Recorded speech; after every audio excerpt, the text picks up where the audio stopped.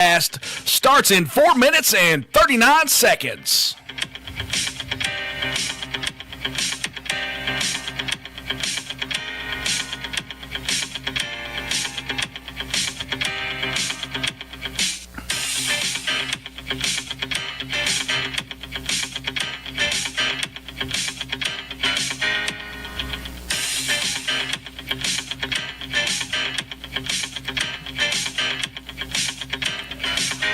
Be sure to like and subscribe.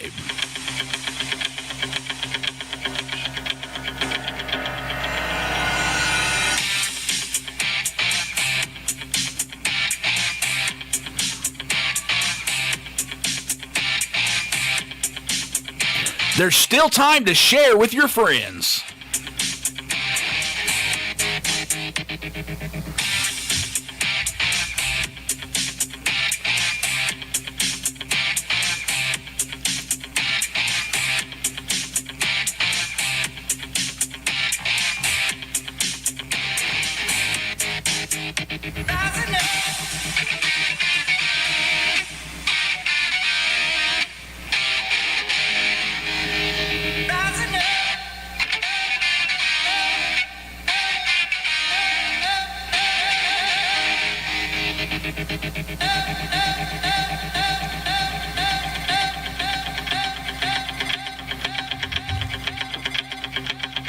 We will be live in 3 minutes.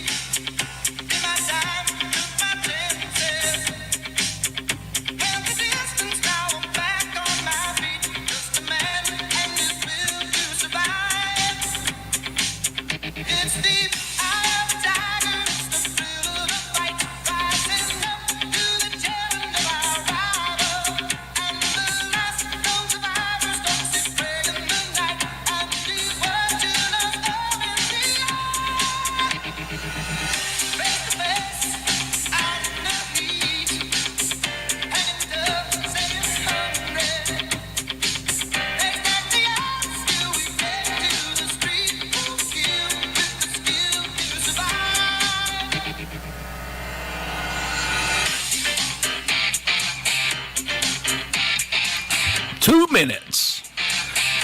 Like, subscribe, and share.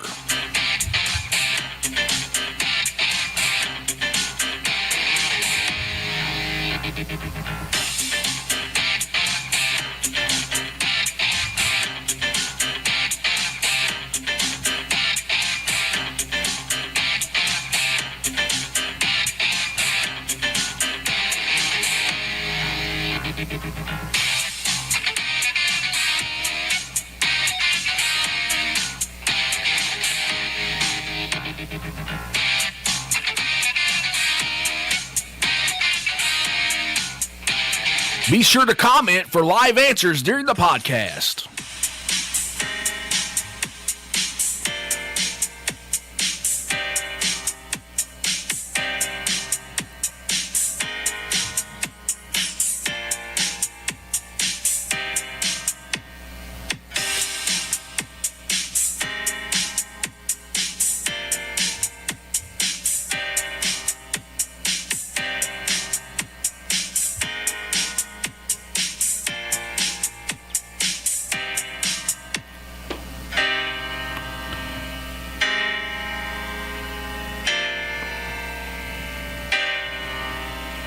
We will see you in studio in 30 seconds.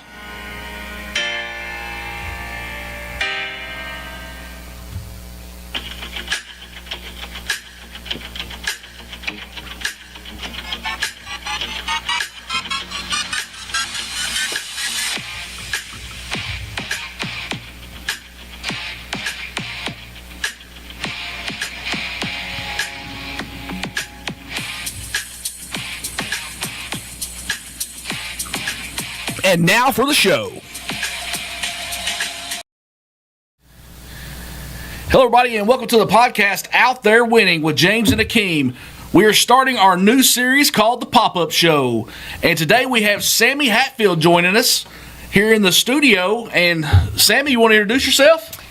Hi guys, I'm Sammy Hatfield. Many of you probably already know me on a very personal basis, most of you. 27-year veteran teacher in Montgomery County who's now decided to part ways. Yeah, Sammy, before we get into the meat of everything and so forth, to all the subscriber or for folks out there, make sure you like, share, comment. I know there's a lot of folks that are out there in the community who may want to chime in on this topic, and or teachers out there that are in support. But before we jump in here, Sammy, tell us what got you motivated and wanting to teach. Yeah. Well, Akeem, my story goes way back. 27 years is just the tip of the iceberg. I grew up in a really small town in West Virginia. Okay. And I was the neighborhood teacher for all the kids. School would go out. Lived in, like I said, I lived in a very rural area at the end of our street. It wasn't even a street. I wouldn't even call it that. It was a little dirt road. When school would go out, there was a huge bin behind my school. And I knew that in a couple of days it was going to be overflowing with all the teaching materials that nobody wanted anymore. So I get the wagon and I get all the neighborhood kids, cousins, friends, neighbors. We drag the wagon all the way up the alley to the back dumpster. I'd throw the cousins over into there and they'd just start loading the wagon. And I'd have school all summer on my front porch. And the neighbor kids had no choice but to attend. They were going to do summer school, whether they wanted to do summer school or not, right. because I needed to teach. So my love for the art of teaching goes way back to childhood. A lot of people dream of being doctors and lawyers and, athletes, and I just never had a desire to do anything but teach. Even after 27 years. Right. I have no desire to do anything except make a difference in the lives of kids. Man, it takes a special person to really step into that role, Yeah. So as you where'd you wind up, so you lived in West Virginia. Did you attended high school? Graduated from high school in West Virginia. Small school, Tug Valley High School. You've probably heard of Belfry. Yep. Everybody knows Belfry because they're the big football school in eastern Kentucky. Well, we were just across the river, a little less known, but good nonetheless. Graduated from there and started attending a small community college, Southern West Virginia Community College. Okay. Had all my I's dotted and T's crossed and thought I was going to go into banking. Right. Forget teaching. I needed to go where the money was. I was going to go into banking. Well, that lasted a semester. Got into accounting, was like, this is not for me. Right. So met my now husband of 33 years congratulations at on the that. community college, and he and I worked some fast food jobs. I've flipped burgers at Wendy's. I've done the fish frying at Long John Silver's and Captain D's. I've done it all. Worked the gas stations. We just decided that there just wasn't a lot of opportunity in Eastern Kentucky for us, and if we were going to do something with our lives, we needed to be brave and move away. Sure. And so we applied at Morehead State, and you're talking about scary. You take a little small town West Virginia girl and you put her 2.5, 3 hours away from mom and dad. That was scary, but it was the best decision of our lives. Went to Morehead, graduated, did my student teaching at the old Mount Sterling Elementary downtown. Yeah. And what's there now? Like the library? Is that where the library is? Oh, no, there's nothing. They've torn it down. It's across from the... Oh, it's on down, yeah. Yeah, it's on down the street there. Did my student teaching there under Nancy Martin and Becky Bigstaff, and, had people there that just poured into me during my student teaching. Carla McLaughlin, she was one that just... was an amazing mentor to me, and Andy McNeil was the principal at the time there, and she gave me an interview, and I slept through it. No joke, fellas. I slept through my first interview. They called me and they're like, "Where are you?" And I'm like, "What are you talking about? You're supposed to be here for an interview." I thought it was tomorrow. No, it's today. So I thought, I'm toast. I will never get a job in Montgomery County now. But luckily they gave me another shot. Showed up for my interview and was hired. And that's where my journey began here in Montgomery County. My first class was Learning and Behavior Disorder unit. Mm-hmm. I taught with Yancey Hike. I don't know if you all are familiar with Yancey. Mm-hmm. She's amazing. She was another mentor of mine. And I had 7 boys, all with behavior problems as a first-year teacher. And the principal thought it would be a great idea to get me and my boys as far away from her as she could. So she put us on the 3rd floor of the Miller building. Oh, yeah? Across the street, across the little bridge you had to cross. And I learned so much that year. Gayla Green, if you know Gayla, Gayla became my teaching assistant that year. And wow. She and I and those 7 boys, I could tell you some stories that you wouldn't even believe the stories that I could tell. But we muddled through, and those boys changed my life. They changed who I am as a person. They changed who I am as a teacher. And I say I got my best teaching experience that first year. You know? Absolutely, yeah. Thrown to the wolves. Oh, yeah. But it was amazing. And then ended up opening the new Mount Sterling Elementary my second year out on the bypass, and was there for about 12 years. And then when Dr. Powell became the superintendent of schools, he saw potential in me and gave me an opportunity to be a curriculum specialist in the district, and I did that for 4 years, and just kind of traveled to all the elementary schools helping teachers, which is another thing that I love to do, mentoring them on the RTI process and helping them to get kids that were not yet qualified for special education services qualified. And I did that for 4 years and realized that I miss the kids. Adults are hard to work with. Yeah. Ask more questions, maybe. I don't know. No, they just don't. They don't want to do the work, So I ended up doing a lot of it for them, but it was okay because it allowed them to do what they needed to do, and it was to teach kids. So I took on a lot of burden for them during those 4 years and did what I could to help them out. And I consider it, 4 good years. They were formative years, but I was ready to be back into the classroom. And so 3rd grade position came open at Mapleton. And I've been at Mapleton ever since, and seen a lot of changes over the 27 years. Absolutely. Now, who was just follow up? Who was the superintendent at the time before Powell there? That would be Dr. Freeman. Dr. Freeman. I was hired under Dr. Freeman. Okay. Yeah. So, all these years of teaching, you've got some funny stories, I assume. Yeah. So, what sticks out to you, that's something that you'll always remember from the classroom? There's so many things. I guess probably the one story that I will never forget, and I swear to you this is true. So, Sarah Alley was the principal at Mount Sterling Elementary, and I was teaching 4th grade. And one of my little boys comes up, and during that time, all the parents thought the best way to keep your child's drink cold was to wrap it in aluminum foil. Yeah, that was what you did. There. Yeah.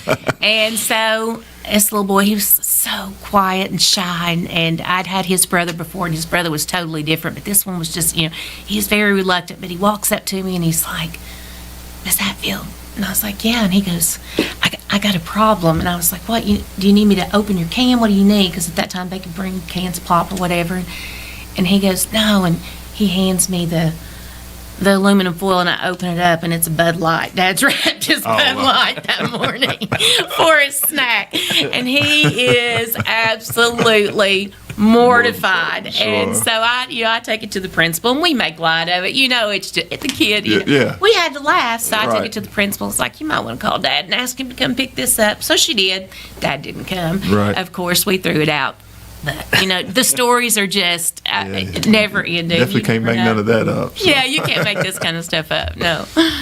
So we both have seen, the meeting that a lot of people have went through with the school board, and you were very outspoken with your views on what's going on in the school system. Yeah. And you said you've been here for 27 years, and you've now decided to hop over to the next county over. Yeah. Tell us a little bit about that, about what goes into that decision. Okay. Well, 27 years is a long time to dedicate to a school system, and I have been 100% in. I've been through 3 superintendents. I've been through the hiring and firing of numerous principals and teachers, and lots of moves and changes in Montgomery County. And for me, the decision was not easy. It was a very hard decision, because this is where I live. This is where my kids have been raised. We've adopted 2 kids from China since living in Montgomery County, and we brought both of them home, and they started school in Montgomery County. So the decision was really a hard decision for me, and it was one that took time. But it came down to the fact that I needed to value myself, what I had to offer, my time, and my family more. I had been dedicated to this district, but I don't feel like that the boards over the 27 years have returned that dedication to me, to my family. I don't know if you heard during my talk with the board, but my husband's a teacher. Tried for years to get hired in Montgomery County, and the door was always shut, in his face, and that stung. That's hard, because it put us on 2 different schedules all the time with our kids. Spring break, Christmas break, all the holidays, when school would start, when school would end, who was going to pick the kids up, who was, it was just hard. So when I saw a job opening posted in Clark County, it wasn't the job. I love my job at Mapleton. Mapleton will always be home for me. I love Montgomery County schools. I love the people here. There are some really, really top-notch educators in this district. You just can't beat some of the teachers that I've had the opportunity to teach alongside. But when I saw everything that Clark County, having gotten a new superintendent, everything that they were unfolding, offering to incentivize people like me, to make, because they really had to make me want to come, because this is home for me, and when I started looking at the list, I was just like, what are you doing? I have, this is year 27. I'm not yet 55. The magic number is 27 and 55. So I have about 3.5 more years before, I can retire. I will tell you, I have a lot of good years left in me. 100%. And, Clark County may get 4 of those. Clark County may get 10. I don't know. I have a lot left to offer kids. But when I started looking at it and I started, putting the numbers down, it was a no-brainer. If I'm going to retire in 4 years, I needed to be able to do something for my family to improve our budget situation. And there's no opportunities for people like me in Montgomery County. So somebody who doesn't understand, or doesn't even know, well, what are you talking about? The retirement. How does the retirement work? Is it? It's based on your highest 5 years. 5 years. Okay. So there's an incentive for me to make more. 5 years. Yeah. So last year I took on coaching the Mapleton academic team, and to get a stipend to do that. But there's little opportunities like that, but there's no big opportunity for you to add $5,000, $6,000, $7,000. I have a bachelor's degree. I have a master's degree. Never wanted to get a rank 1. I didn't want to be a guidance counselor or a principal or anything Any of those like that. administrative roles? None of those administrative roles ever appealed to me. I just wanted to be a teacher. And when you're just a teacher, you max out. If Right. I stayed in Montgomery County, I was going to max out at $60,000 a year. Right. So that's the not- ceiling. That was the ceiling. Ceiling with that rank, right? With that Yeah. specific rank, And, yeah. and when you transfer to Clark County, that ceiling Right. raises Yes, substantially, or just a couple thousand? I will be getting myself, because I'm going to be teaching special education. My pay will increase $6,700 immediately. Yeah. Because there's a $1,000 stipend for special education teachers as well. And then there's opportunities for you to get like English language learners, which is another passion of mine. I love the underdog kids. I love the special needs kids. I love the kids that need that little extra, That encouragement. encouragement. Yeah. And so Clark County is offering to pay people to go online to Eastern Kentucky University. And if I do that, it increases my pay like almost $4,000 more a year. So there's opportunities there I may not ever do that. Right. But there's opportunities there if I want to, and it doesn't have to come out of my pocket. What I find real interesting is that because Clark has this raised ceiling, so to speak, they're out here essentially incentivizing teachers who have been in the field and actually not new teachers, right? No, it's open for new teachers, it but they is. want those folks that are qualified, that's been in the trenches for a little while, Oh, yeah. that know exactly what they're That doing, aren't quitting next year. and that aren't, yeah. Yeah, absolutely. And with me going to Clark County, the big thing is always, oh, what about my tenure? What if Right. I go for a year and they decide, oh, I don't need you? Well, the superintendent worked with me, and they granted my tenure to That's be awesome. in Clark County. So I don't even have to worry about that, which I wouldn't have been worried about that anyways. I Yeah. would have gone regardless because I know what I'm doing. But it's that extra push, Yeah. right? They didn't have to do that. No, I mean, No. we're not even talking money. No. This isn't, hey, you know what? Security. Yeah, it's security. job security. Security, comfort, making sure that, that we're going to get the best Sammy out there possible. Yeah. And that's I hate it. I hate it from Sure. Montgomery County because I had a lot left to do here. I've given a lot, but I still had a lot left to do. My coworkers and I mean, there's good things going on in Montgomery County. I don't want anyone, Right. I think the thing that bothered me the most after the board meeting, one of the things was this. I expected a phone call, an email, A response. some sort of response Yeah. to what I had to say. But none of the board members, nor Dr. Thompson, gave me that courtesy email, call, nothing. Why? Because they don't want to hear the truth.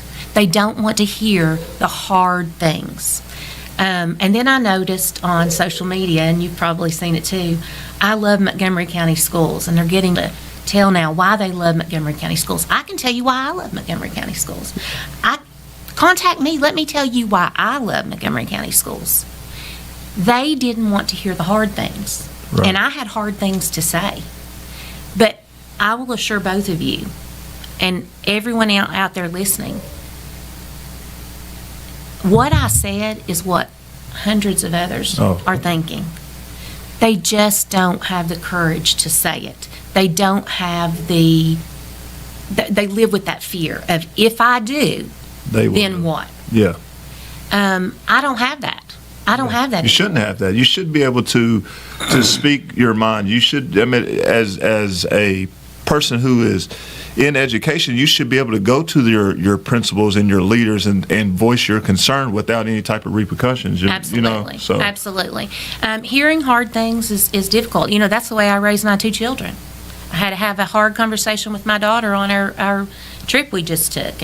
And she shed a few tears. And I told her, I said, Mom's not here to tell you what you want to hear. Right. I'm here to tell you the hard things, the hard truth. And that's what I did that night in that board meeting, is I wanted to say the hard truth that needed to be said, but it fell on deaf ears.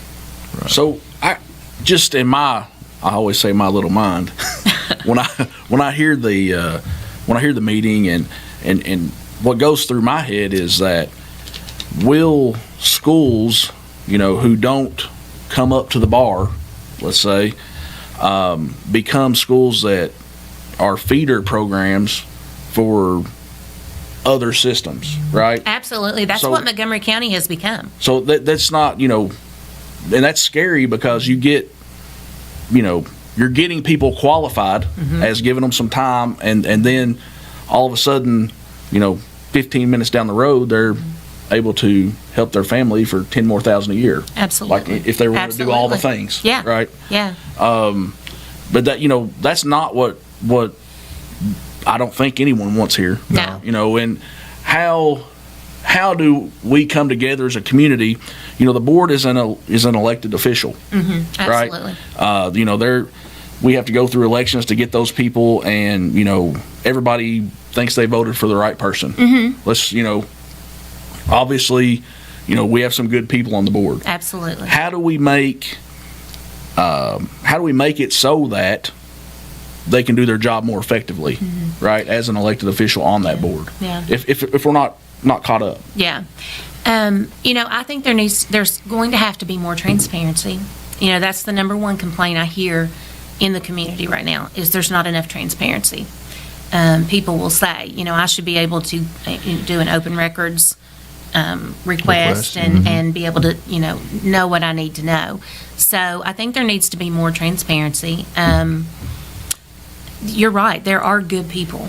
I've worked with Sharon Smith Briner, started with her. In fact, I believe, if I'm not mistaken, she was on the committee that hired me at Mount Sterling Elementary.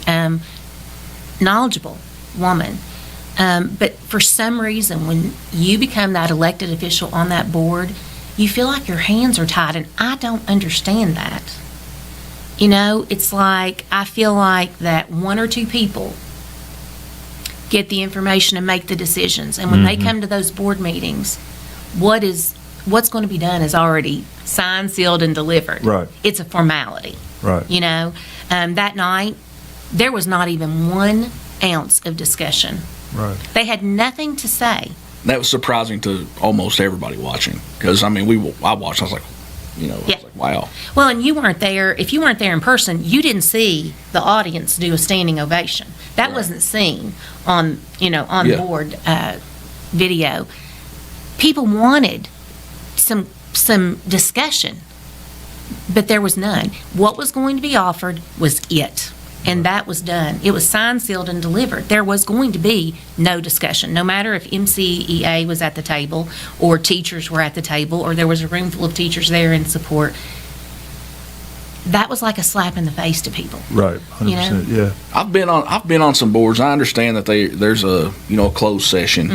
Obviously they're going to get there and try to iron out all the kinks. But when somebody comes in and speaks to you, I would assume that on any board I've been on or anything, that they would have a response of some sort. Even if the response was, we have already decided on this year, we're looking into stuff to do in the future. These are the things that we've talked about. We want to make it better for our teachers and our staff. Yeah. Some type of blanket, response. Yeah, something. But there was like nothing to give hope. No. And for people who are making a decision, because it's decision time. Well, decision was already made. But I'm talking about teachers. Yeah. Who are making their decisions too. Well, and like I told them, there will be more to leave, and there have been. I just talked to a young teacher with 3 little boys, single mom at Camargo, who's made the decision to go to Clark County, and another teacher at Mapleton who's made the decision to leave and go to Fayette County. She just announced it today and made it, Facebook official. And you're losing good people. Right. And if I were a leader, I would be scurrying. Sure. If I were losing a Sammy Hatfield, I would have been on the phone. Right. I would have been making a face-to-face meeting the last day of school saying, look, what can we do? Right. Nothing. Right. Crickets. I'm not valued here. Right. And that's sad. That's really, really sad. And I think Dr. Thompson's a good person. Please don't get me wrong. I think he's a good person. But I think he's buying time. I think he's on his way out the door too. We all, he's put in his time. Yeah, he's put in his time. But meanwhile, our district suffers, until we get the next Dr. Thompson or the next whoever comes in. The district is the one that suffers. And what are you going to do? You think you're going to be able to entice me to come back to Montgomery County and take a $6,500 pay cut now? Right. No. So I just hate it that, we're losing quality teachers Yeah.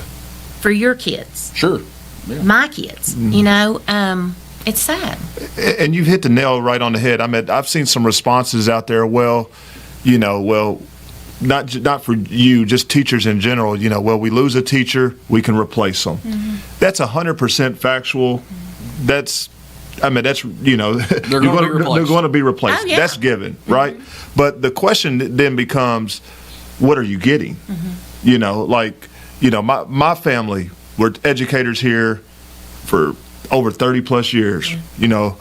Folks know Dink Scott and the little Coach Scott and so forth. But what I didn't understand, because I was a student, right? When those gentlemen passed away and the influx of people who came in to see those, to my uncle and my dad, the lives that were impacted, one individual, right? That's what you're doing. Yeah. You've impacted a lot of people, and yes, can you be replaced? Absolutely, but they don't get the quality that you bring to the table. Yeah. So and that's I appreciate you saying that, because that is that's the sad fact. You get a new teacher, but do you get quality? right. And then if you and then if you don't get quality, what are you willing to do as a district to instill quality in those people? Right. Okay, everybody, we are here with Sammy Hatfield, and we have to go to a commercial break. Out There Winning podcast is brought to you in part by Dubby, your taste buds' favorite energy drink. Follow your bubby over to Facebook and click on the W. Get a 10% discount with our code Out There Winning. Fishes and Honeycomb Children's Boutique, where every outfit tells a story and every toy sparks imagination. From beautiful dresses to adorable t-shirts, we have the perfect ensemble for every occasion. Fishes and Honeycomb Children's Boutique at fishesandhoneycomb.com. Also, follow us on Facebook.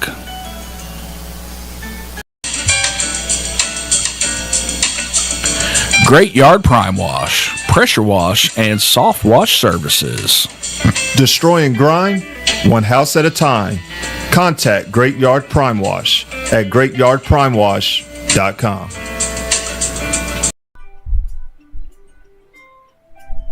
Pool Brothers. Turn your backyard into a dream oasis. Complete pool installations from start to finish. Contact Pool Brothers at poolbrothers.com.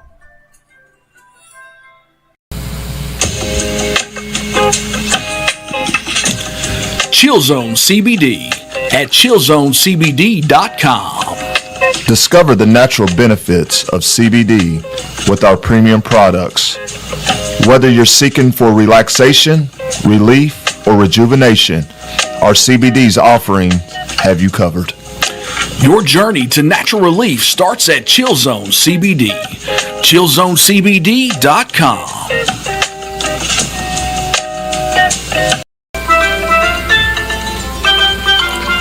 X-Powered Travel. Escape the ordinary and explore the extraordinary with our travel packages tailored to satisfy every wanderlust. Whether you crave the serenity of pristine beaches, the thrill of vibrant cities, or the awe-inspiring beauty of nature's wonders, we have the perfect destination waiting for you. X-Powered Travel at xpoweredtravel.com.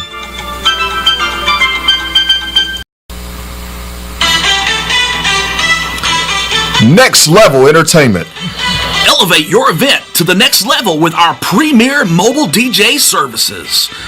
Whether you're planning a wedding, corporate event, birthday bash, or any special occasion, our professional DJs are here to keep the party rocking all night long. Find us on Facebook at Next Level Entertainment.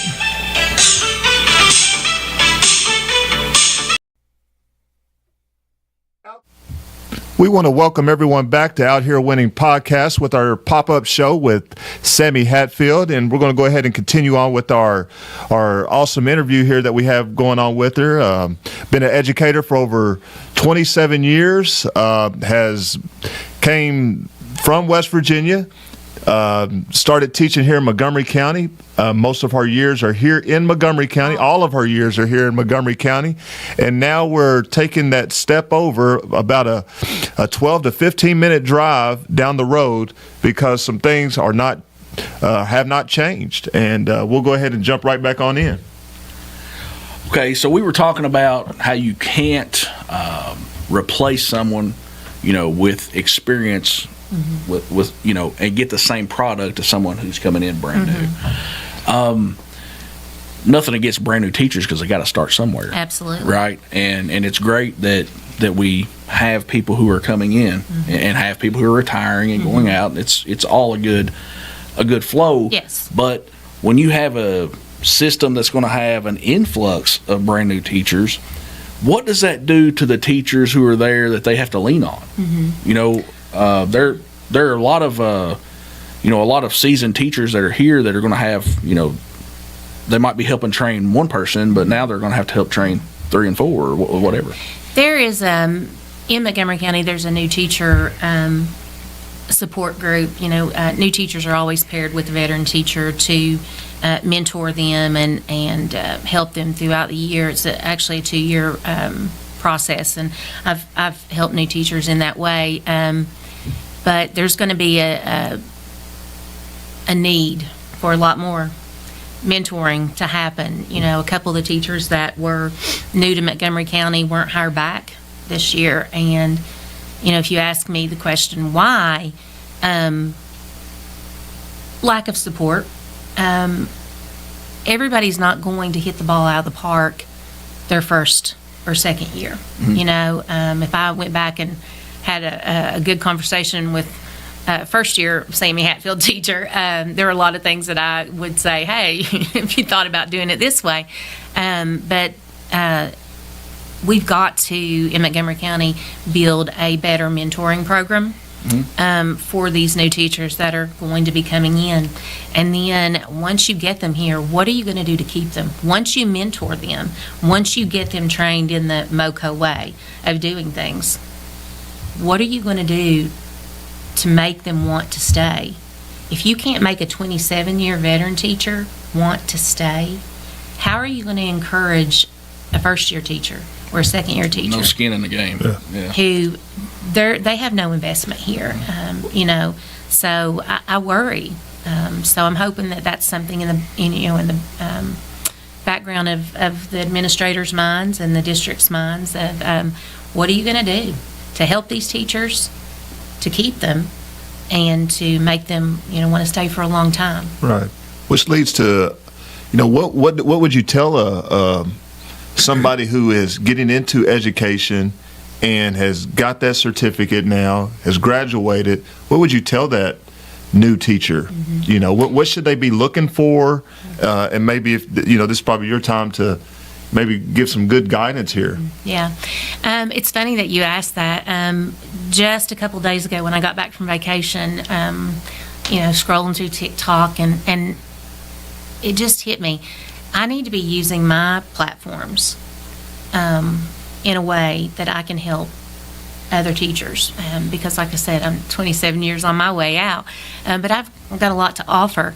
And so I just recently started doing some TikToks of my own, of just talking specifically to those 0 to 5 year teachers. Right. The first couple of videos that I've made have all been about establishing relationships with kids, How do you do that and do it effectively? Because what I see a lot of the young teachers coming in now, they want to be their friends. They want to be the cool teacher. Right. They want to be, and we're not there to be their friend. You have to establish those healthy boundaries, and kids respect that. Oh, yeah. But you see a lot of new teachers coming in, and they want to be the jokester and the best friend and the one that everybody wants, and as you become more seasoned and veteran, those things become less and less important. They make a harder day, right? Exactly. You're just making yourself, setting yourself up for a whole lot of failure when you do those kinds of things. So, it's all about relationships.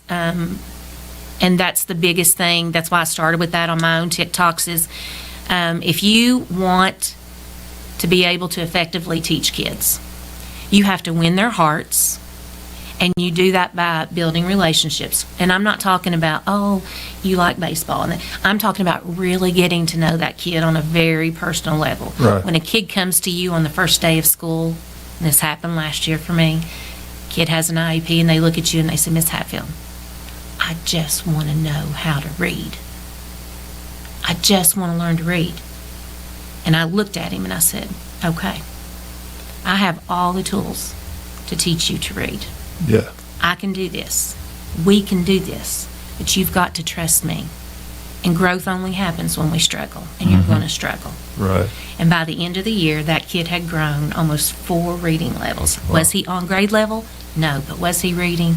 Yes, he was. Right. And So it's important life all skill. about relationships. Yeah. And it's not just relationships with kids. It's relationships with those parents. Yeah. I have always prided myself on being able to sit across from a parent at my kidney table and talk like you all are talking with me right now. Get down on their level, and I do not mean that in a derogatory way. Yeah, absolutely. I mean Look them in the eye. real. Yeah. Understand where they're coming from. Understand their struggles. Understand that they are sending us their absolute very best they have to offer. Right. Their child. They're getting them up every day and sending them their best product to us. And so, it's all about relationships. And that, to me, that's life. Yeah. If you don't have the ability to build relationships with people, you're never going to be successful. I always thought it was great, like when I was in school, there's always some teacher that knew what everybody wanted. If they wanted a high five, if they wanted a fist bump, if they were a hug person, Yeah. Those teachers they knew. And it makes a huge difference to the child. It does. If It you know really that. does. Yeah. And it's the kids have to know you have to establish those boundaries, healthy boundaries, and they have to know I love you. And that's why I have high expectations for you. And that's why I'm going to help you through this struggle, but I'm not going to do the work for you. Right. And, that quote is in my classroom. Growth happens when we struggle. And it is so ingrained in my students that when I say growth happens, they say when we struggle. Right. Now, You you hit on something kind of earlier, and we're talking about relationships with the teachers and and their students, and being able to trust each other. You mentioned that you had 2 minority kids, and of course I'm a biracial child, and I remember. My dad teaching at Camargo, and out of all the schools, you had Camargo, you had Mapleton, you had Mount Sterling. I think Miller was going at the time. And of course, you had the high school. And I'm just being honest. I asked my dad, "Why Camargo? Why did you want to go to Camargo?" Well, he said, number one, and I'm a product of Camargo. Me and my sister and my brothers, and and they said, well, at the time it was maybe lower on the academic side. But the second, I said, well, okay, I get that part. But you could have went to Mount Sterling. You're literally right beside it. And he said, well, because it was more of he wanted to introduce himself as a black man and made sure that the first time somebody introduces to a black man that there was no negative response. Exactly. Yeah. That's education too. Absolutely. You understand what Absolutely. The reason why I'm saying this is because, like you said, you have two minority kids. What is Montgomery County doing to build that relationship with minority students. I mean, if you're looking at the report card, I think there's over 280 plus certified teachers. And from what I'm reading, it's just one minority teacher. Yeah. That Certified. there's certified, right? Certified. There's nobody that looks like them. There's nobody, if they're walking the hallway, it's relationship building. And with all respect, with Montgomery County System, I'm a Montgomery County guy. Love Montgomery County. Want them to be super successful. Absolutely. But when you're looking around, you see more of the minority folks that are doing, cafeteria work, maintenance work. There's no head coaches.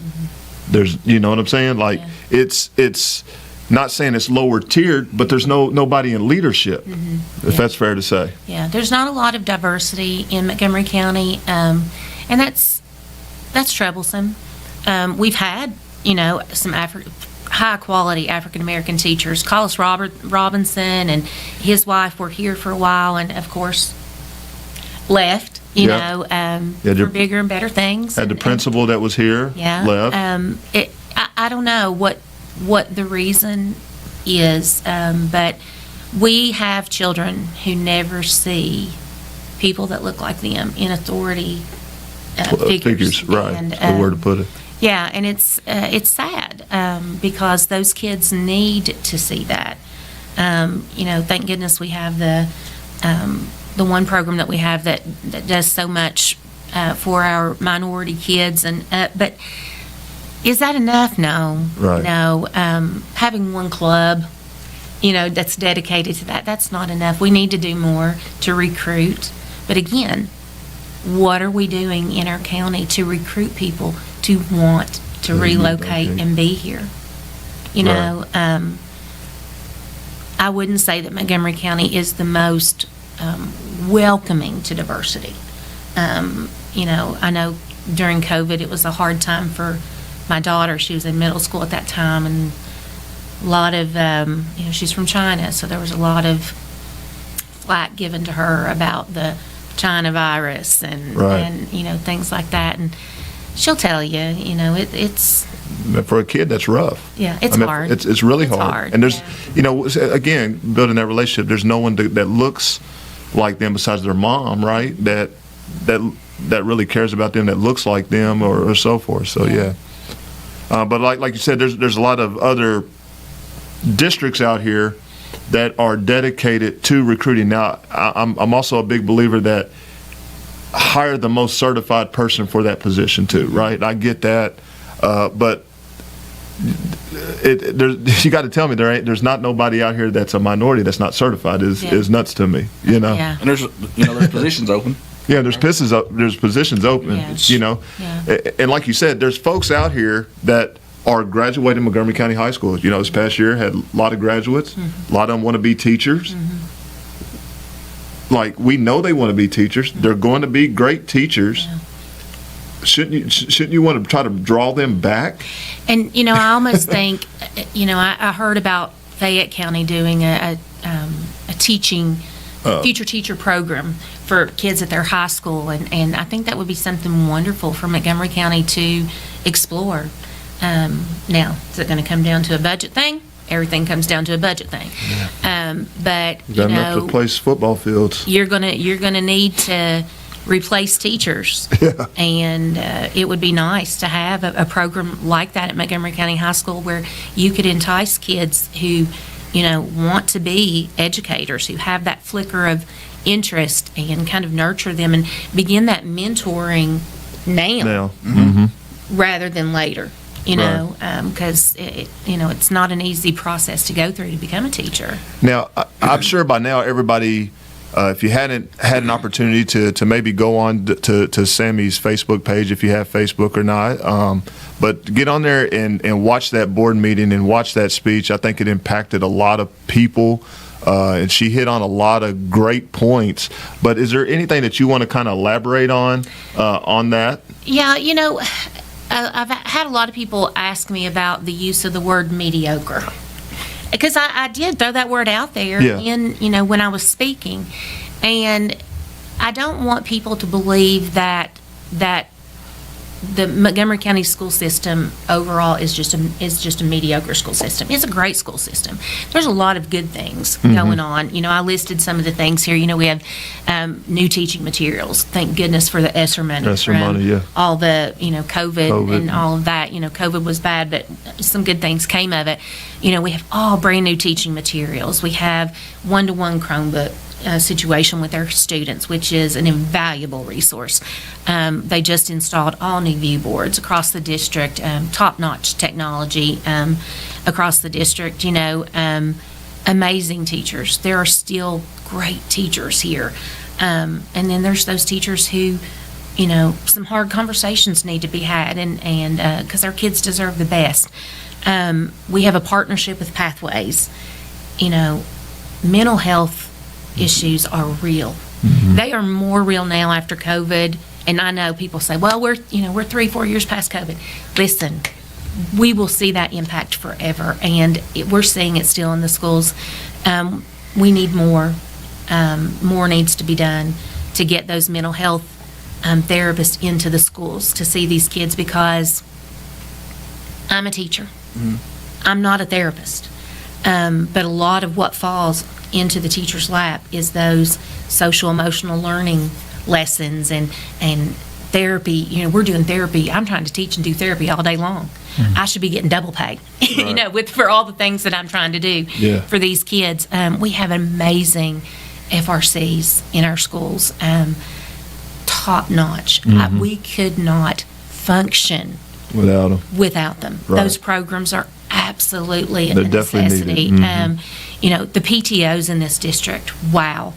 I can't speak for every school, but I can speak for Mapleton. Those women are amazing. And if there are parents out there that are not plugged in and not involved in PTO, we need you. Your kids need you, because you would not believe the amount of budget that is relieved through those PTOs. Those PTOs do so much fundraising, and they're replacing playground equipment and paying for buses for kids to go to field trips, and it's endless what these PTOs do. So there are good things going on in Montgomery County, and I have to tell you, I would be remiss if I didn't say this.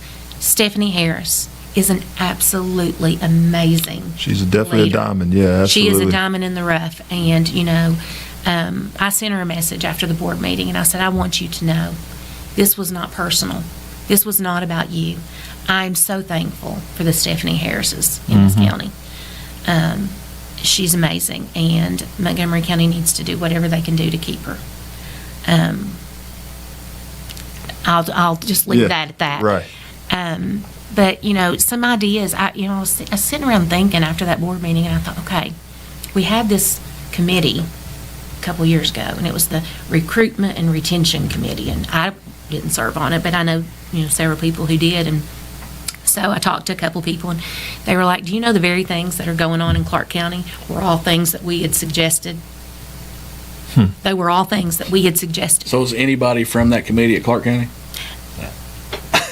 Maybe so. I mean, I just wonder if it was like, But they were like, we said those very things. When Dr. Thompson came and said, we're going to put this committee together to recruit new teachers and retain teachers, and MCEA had a seat at the table, and they said, these things that they're talking about in Clark County now that are coming to fruition were all things we offered. Immediately after the board meeting, what happens? An email goes out from Dr. Thompson. Oh, we're partnering with people in the community to give discounts to teachers, for this, that, and the other. And I'm like, and you waited until May to tell people that? If all of these things have been in the works, why were you sitting on them? Why did you not come out and say, we have an 8% raise we're looking at, 4% this year, 4% next year? Why did you sit on that information for people? Right. Well, that and I still don't think it. Just personally, Mom had a shop down there downtown. I don't think it's fair to put the responsibilities of businesses to to keep the teacher, Yeah, if that makes sense. You know what I mean? absolutely. It's the Yeah, private absolutely. businesses are saying, Yeah. hey, look, And- now, it's great that they do that out of the kindness if Yes, if they absolutely. choose so. I respect every business out there, Yeah. but to lay that on the backs of the business is crazy. Yeah. But, back to what we were talking about with, the mediocre part of Yeah. it. I want to make sure that I specify what I was talking about. Yeah. It's no secret. We've got some older buildings Mm-hmm. in this school system. We're not paying people like our custodians enough to do the upkeep on these buildings, and the maintenance people to do the upkeep on these buildings. Mapleton is a disaster. The playground looks like an inner city playground. I'm telling you, the last couple weeks of school, kids were running and playing in grass above their knees. I mean, you've got plyboard Now- up on the slides, Slides. that where kids, and so the kids can't come down them, but they want to run up it now. So teachers are constantly on guard. Somebody's going to get hurt. Right. I complain about the grass all the time. Oh, That's yeah. my biggest Yeah. complaint Yeah. is it doesn't get mowed, doesn't get weed eated. No, and I mean, and I don't even know. I don't even think it's our district people that are doing it. I think it's contracted it's out. paid. Yeah. It's paid to a company that should show up with a weed eater. Yeah, and Right, blow yeah. the sidewalks off. How Yeah. about that? And the entrance at Mapleton, it's an older building, but man, the kids are getting out of their cars and walking through bird poop to the front door.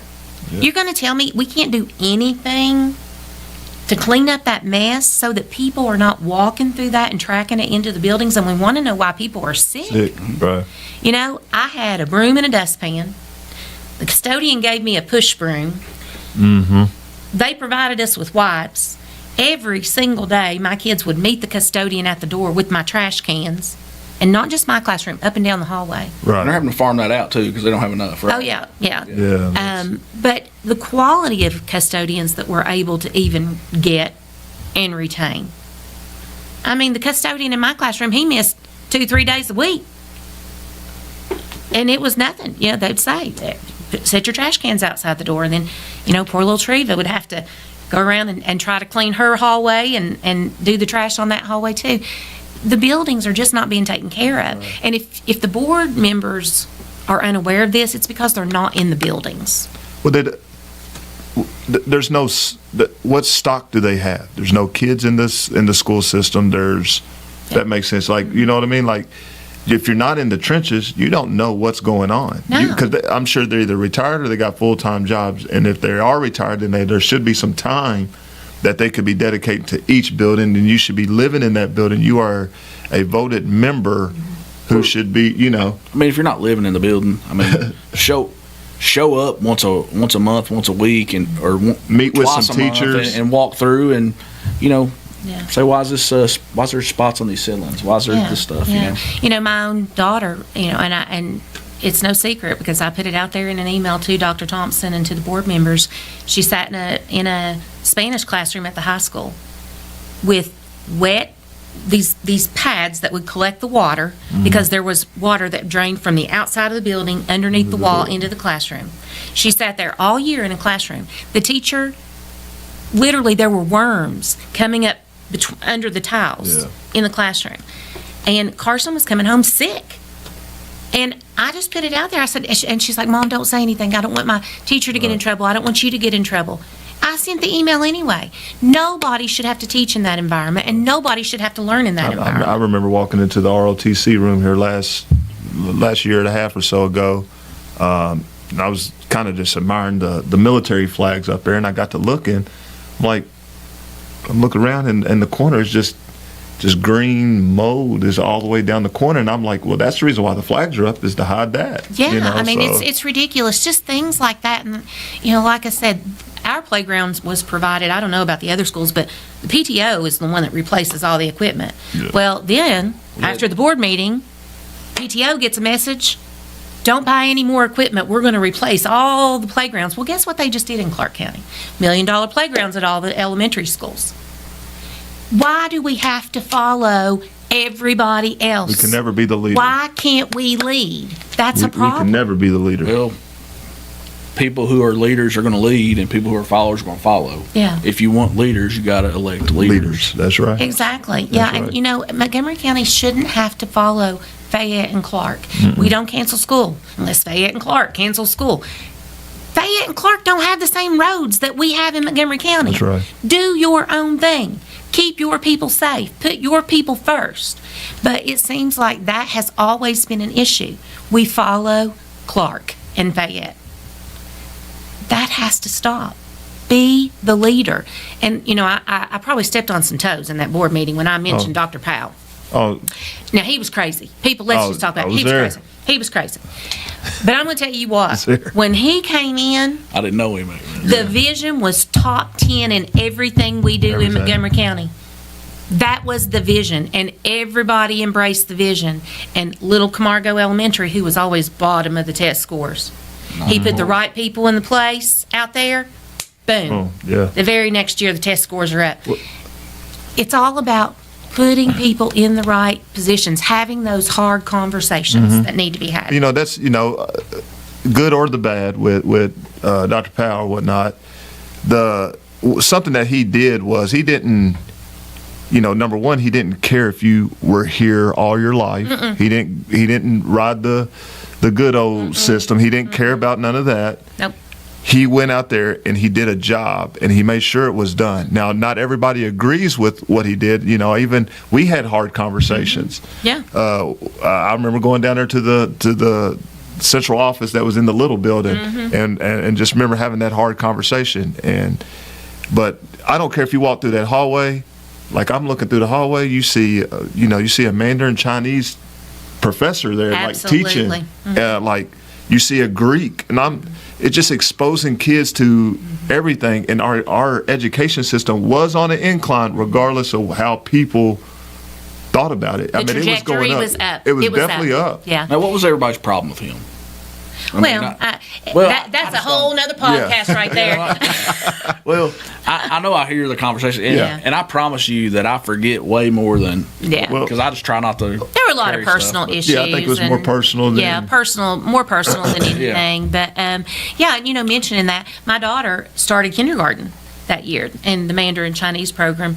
It started off one teacher at each school, and by the fourth year, there were 2 teachers at each school, and we were partnering with the Chinese language program, and the district was paying part, and the other were. And I know this because we helped get that program started. Right, yeah. My daughter's a senior. Can you imagine if our students that started in kindergarten, like my daughter, who's now a senior, had continued with learning that language? What an amazing gift Oh yeah. our kids would have right now. The world would be at their fingertips. But as soon as the new superintendent came in, all that was squelched. And it's like it was like you said, it was the diversity. Yeah. I mean, they were learning a new language. They were learning cultural things. It's amazing. I remember going to Lexington and I seen the job fair for Montgomery County teachers.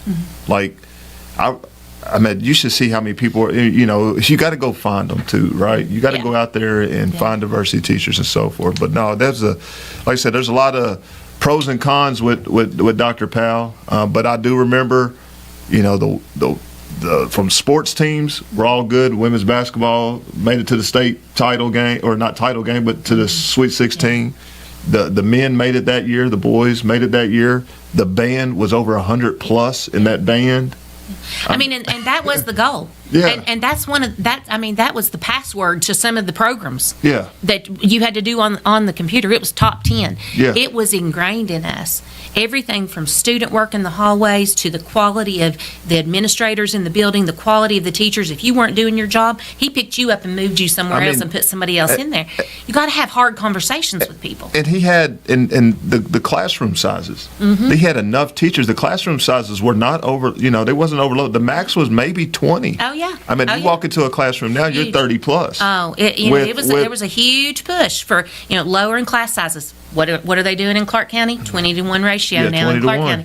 County. That's what I'm saying. And now we're in Montgomery County, there's a cut. We've had, now I do have to say, my last few years, I've had 21 students, which is great. That's a great number. But I've heard that, they're cutting teachers because the ESSER money's gone and that. And so now you're going to be going back to 24, 26, in the classrooms. And people say, well, what's 6 kids? Oh, Well, if you let me add 6 kids to your household. Right. And see how you operate. Well, you have kids that are easily distracted. Absolutely. And you've got kids who are trying to distract them. Mm-hmm. So, then on top of all the mental health issues, and that teachers are not equipped to handle. I mean, I had 5 kids on BIPs this year, behavior intervention plans. Every 20 minutes, I'm checking their behavior intervention plan and sending them to get, rewards. And then my other kids are wondering, well, I'm good all day long. Why am I not getting a bag of Doritos? Or why do I get to go down and shoot ball in the behavior intervention classroom? And, it's so hard to explain stuff like that to kids. My rule in my classroom is fair is not everybody getting the same thing. Fair is everybody getting what they need to be successful. Right. And so my kids knew that. But there are kids that still didn't quite understand that concept, of why they were getting check marks every 20 minutes. And I don't have a behavior plan, and my mom's not getting a note every day from you, and, those kinds of things. But, there's a lot of ideas for how Montgomery County can improve things. Yeah. And I wrote a few down. Yeah, share some of those ideas. Care. Yeah, absolutely. The better pay, that's the elephant in the room. Yeah. We can talk about that all day, and we all see where that got us. Just so we're clear on I didn't mean to cut nobody off, but just so we're clear, Clark County rank 3 is a $45,000 base pay, right? And Montgomery County is 41. Okay, I mean we're looking at a $4,000 difference, right? And I would have to question, the census. Of course, the census with taxpayers and so forth I think it's back in 2022. So And has a plan been put out? That's my issue. Is like, we know we're behind. Everybody knows it. And is there a plan? Like, say, we're doing 4% this year, and I think somebody said up to 14 or 19%, depending on what it is. That's not. And I know that's probably one position, or however you want to word that to make yourself sound like you're giving everybody a big bunch. Yeah. But the 4%, is there a plan to go next year 4% and to get to close the gap? But I will tell you, the teachers don't know. Right, and the they teachers should. have not been given any of that information. We didn't even know about the 4%. It was kind of hush hush. You would hear things, and maybe it was 4, maybe it was 7, and it was all kept kind of right under the surface until the very last minute, when people were already making decisions on what they were going to do, what they needed to do. So I don't understand that, and I think that comes back to transparency. Yeah. Well, communicate with people. I want to know, if we don't have the money to bump the raise, where does the 4% come from? I mean, those questions would. I mean, I think that would be an excellent question for you all to. Maybe y'all could have Dr. Thompson come on your podcast and answer some of those questions, because transparency needs to happen, because people are starting to get iffy, and that's not a good place to be. When people start questioning and wondering, it leaves a lot to the imagination. Yeah. Right. Just be upfront. Tell people. And the thing was, okay, 4% this year, possibly another 4% next year. Okay, what does that possibly mean? Can you read between the lines for me there? That's what I would love to see. When you walk into a board meeting, you get the docket on the agenda or whatever, and whoever wants to speak, yada yada. But when they're making these decisions that it seems like they've already been made, I like to see the data that backs that up. Why can we give a 4%, or if we're able to give a 4% now and a 4% later, why can't we just go ahead and do the 8%? Yeah. And where's that money coming from? And I'm going to tell you, if that had been proposed in December, right, it changes a lot of people's mind. Sammy Hatfield would still be teaching at Mapleton. I'd be changes a lot of people's mind. But it was just the unknown. Yeah. If anything, just being secretive about it. Yeah. And I think, hopefully, Dr. Thompson in the end will realize that was an error on his part. Your employees are counting on you to be open and honest and forthcoming to them, and don't shoot yourself in the foot by holding that information. Be open and honest about it. People should not be sitting back here wondering about their livelihood. Right. Because like I said, for me, it would have made a huge difference had I known. You know, But- it's just and put it. I think a schedule, a 2 or 3 year out schedule, because you can project. yeah. You know, there are growth. projections, and Yeah. and it could be a tentative schedule, but to have some type of schedule to show that, hey, we're going to do some growth here. We're going to Try to we're going to do something. We're going to try to implement X amount of new programs per year. We want to try to get some bonuses out there. Yeah. We're going to help with this amount of education for these ranks of teachers, Yeah. or however that works out. Yeah, there's just not a plan. And you know, in it doesn't place. even have to always be money. Money. We've got to think outside the box. You know, for instance, and this is a big gripe I Oh, man. have. I should not have to pay to wear a pair of blue jeans. Right, that's ridiculous. My clothing that I wear on a daily basis is always going to be appropriate, and it is not going to impact the way I teach. Right. I can teach just as effectively, absolutely, probably more effectively in a pair of jeans than I can in a dress. Yeah. Or, you know, a dress pants, because when you're in elementary school, you are down in the trenches with these kids. You are on the floor. You're wrestling kids. I can't tell you how many times, you know, Yeah. these kids are throwing down, and you're, you know, do you really want me in a dress? Right. You know, trying to wrestle these kids? That's a minor thing. You know, come on. It is the 21st century. Trust people's judgment. Don't ask me to pay $5 to wear jeans for a week. Yeah. That's such an insult. You know, Right. like you said, you mentioned lunch. Free lunch, gosh, get that. Yeah. I How much are the lunches? I know they're Oh, I expensive don't for even want to teachers. talk about it. I don't even No, go they in might- there. they're It's crazy. And I've expensive. even $6, questioned $7, before, you $8. still get the same amount that a Everybody kid gets, gets. and they've got some kind of justification for it. I forget what the justification is, but, you know, hand me 6 French But- fries and a, you know. And here's my argument to the whole thing, you know, is that, you know, my kid goes to school and he will not eat that lunch. He won't eat, and it's just him. But he takes his lunch every day. Well, that lunch is being provided because he's there. You know, why couldn't a teacher take that? Because there's plenty of those. There's enough of those, I think, in the school system that would cover. Yeah, there's not ever 100% attendance, right? Yeah. Well, and speaking of attendance, Yeah. how about we set up some incentives for those teachers who don't miss a day a week? Give them some How extra about days you off. give them, yeah, how about you give some incentives to say, hey, you know what? You've missed 2 school days this year. You've come when you were sick. I know you were sick and you were here anyways. Do some things to make people want to be here.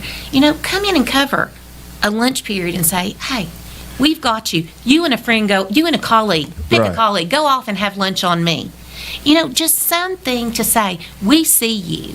We recognize the extra miles that you go. Thank you. But there's nothing. There is absolutely Yeah. nothing.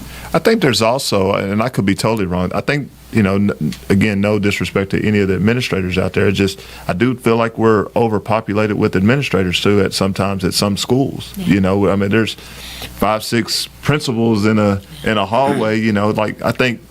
do 3 we- guidance counselors. Well, I mean, you know? do we need the entirety of that, or you know, or is that a special position, or can some of that salary be split up to Yeah. continue to offset You know, costs? and when it comes to some of those administrative positions, you know, guidance counselors, you know, you've got 3 at the high school. How much counseling do they do? Or is it more, I know they each work Yeah, and absolutely, do yeah. their job, but why are we still calling them counselors? Counselors, yeah. Are they really counseling kids? What are they really doing? You know, because I know my child, we've had to fight to get some Right. AP classes and schedules going for her for her final senior year. And Yeah. I was not a well-liked person probably in that high school for a while, because I was, again, just tried to shoot straight and say, look, you've got to do more for these kids that are taking these advanced classes to make sure that they're not retaking things that they don't need to retake just because you don't have teachers to teach what they need, you know. And finally, we got a 3 or 4 page list of classes where they had put some things together with MSU and NCTC and TC, stuff. Why does it take someone To get upset or to be upset, and especially an employee? You know, they're probably glad that I'm gone. They're probably tired of hearing from me. Well, you have a gripe because you have a child in the school system, obviously. And good intentions. Yeah. And I gripe. You know, my kids go to Montgomery County schools. Well, both of them be going this year, and I gripe about stuff too. Yeah. You know, but I do feel, like my kids are safe when they're at school. You know, there's stuff going on. I feel like they're safe, and that's Yeah. a big thing Yeah. on parents. And then, you know, I don't have to deal with the picking their classes type thing. You know, when you go to first, second, third grade, they're Yeah. provided for you. Yeah. So But you're sure hoping that they have quality teachers. Yeah. I'm hoping that they learn some stuff, you know, Yeah. and my kids are intelligent, you know, but, you know, you were saying that teachers, like, you want to get to know their parents. Well, when my son went to, I guess it was kindergarten, maybe it's first grade, the teacher asked, what do you want to get out of this year? And I said, I cannot get this kid to tie his shoes. Can you make that happen? Yeah. And, the little and I got things. made fun of, Yeah, you no, know, well, for that. But, I mean, make that, please. Can you do that? And that's not her job. Yeah. You know?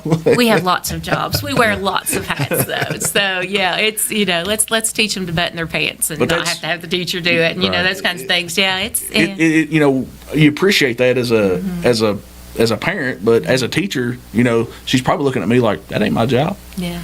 You know, but she didn't say that. She's real nice about it. And we never would. Yeah. You know, we take on a lot, and like I said, I have nothing but good things to say. I'm telling you, there's some A-plus teachers in this school district. I mean, if your kid lands, you know, flip a coin, and most likely they're going to end up in a classroom that's going to be a good classroom, but there's some room for improvement, definitely. But I don't always blame the teachers. I blame the lack of support. We don't want people to fail. You should not want people to fail. You should want to go in and support people, have hard conversations, and that's hard. That's hard for a lot of administrators. Right. You know, they really struggle to separate that personal relationship from that professional relationship. I can love you personally and think you're the best person in the world, but professionally, you can stink, and I need to be able to tell you that. And that's hard for a lot of administrators, but that's what good leaders do.